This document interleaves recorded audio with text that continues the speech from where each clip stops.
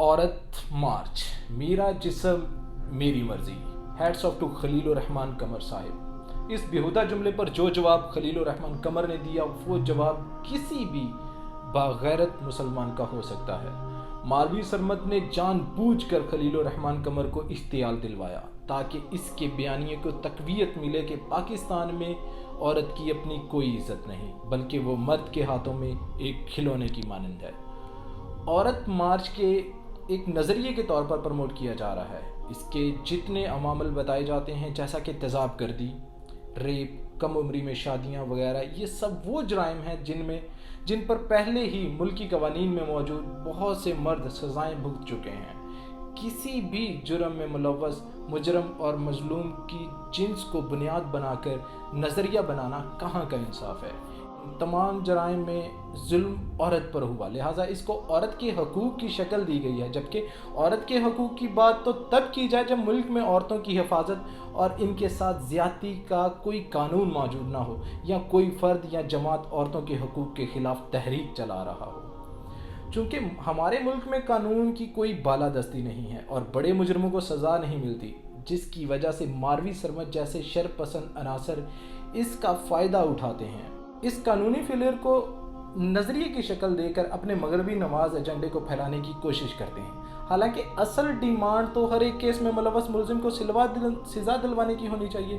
زیادہ تر کیسز میں ملزم کوئی بڑا سیاستدان، وڈیرا یا مالوی سرمد کی کلاس کا ہوتا ہے، جس وجہ سے وہ بچ جاتا ہے اور مالوی جیسوں کے لیے موقع فراہم کر دیتا ہے۔ ایسے بھونڈے اور انتشار پھیلانے والے نظریے کے خلاف حکومت وقت کی خاموشی بھی معنی خیز ہے، کیونکہ اس سے حکومت کی قانونی اور عدالتی انصاف کی تحریک پر پردہ ڈل جاتا ہے۔ اگر مالوی اینڈ کمپنی عورت مارچ کے بجائے عورتوں کے حقوق کے بجائے مجرموں کو سزا دلوانے کے مقصد کے لیے مارچ کریں تو حکومت ایکسپوز ہوگی اور پورا پاکستان عورت مارچ کی حمایت کرے گا، اور پھر ہی حکومت ان عورتوں کے خلاف انتشار پھیلانے کی وجہ سے ایکشن لے گی۔ یعنی اس وقت دونوں ایک دوسرے کی کمزوریوں سے یا فائدہ اٹھا رہے ہیں یا آپس کی ملی بھگت ہے۔ فواد چودھری کا ٹویٹ ہماری اس بات کو کافی تقویت دیتا ہے کہ علامہ خادم حسین رضوی صاحب نے ایک جرم اور ہمارے قانونی اور عدالتی نظام کو ایکسپوز کیا، اس لیے حکومت نے ان کو انتشار پھیلانے کے نام پر گرفتار کر لیا۔ اگر علامہ صاحب بھی بیرونی مدد لے کر پوری کوئی تحریک چلاتے اور اس کو کوئی اور رخ دیتے اور حکومت پر کوئی حرف نہ آتا تو فواد چودھری کا شاید ایک ٹویٹ آج ان کے حق میں بھی آ جاتا۔ ناظرین، مجھے اعتراض ہے میرا جسم میری مرضی جیسے بیہودہ جملوں کے ساتھ لفظ عورت کا استعمال کرنے پر۔ عورت کا مطلب ہی چھپانے کی چیز ہے۔ مجھے اعتراض ہے میرا جسم میری مرضی جیسے بیہودہ جملوں کے ساتھ لفظ عورت کا استعمال کرنے پر۔ عورت ایک ماں ہے۔ مجھے اعتراض ہے میرا جسم میری مرضی جیسے بیہودہ جملوں کے ساتھ لفظ عورت کا استعمال کرنے پر، کیونکہ عورت ایک بیٹی ہے۔ مجھے اعتراض ہے میرا جسم میری مرضی جیسے بیہودہ جملوں کے ساتھ لفظ عورت کا استعمال کرنے پر، کیونکہ عورت ایک بیوی ہے۔ مجھے اعتراض ہے میرا جسم میری مرضی جیسے بیہودہ جملوں کے ساتھ لفظ عورت کا استعمال کرنے پر، کیونکہ عورت ایک بہن ہے۔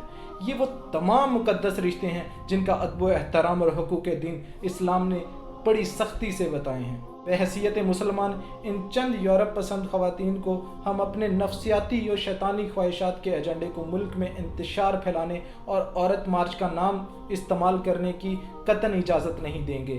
ہاں، البتہ کوئی اپنا نام سے نعرہ بنائے یا نام کو لے کے پروموٹ کرے، جیسے کہ مالوی مارچ، مالوی کا جسم مالوی کی مرضی، تو ہمیں کوئی اعتراض نہیں ہوگا۔ ان بے ضمیر لوگوں کے نعرے ان کے منہ پہ مار دینے چاہیے۔ ضمیر مرتا ہے احساس کی خاموشی سے، یہ وہ موت ہے جس کی کوئی خبر نہیں ہوتی۔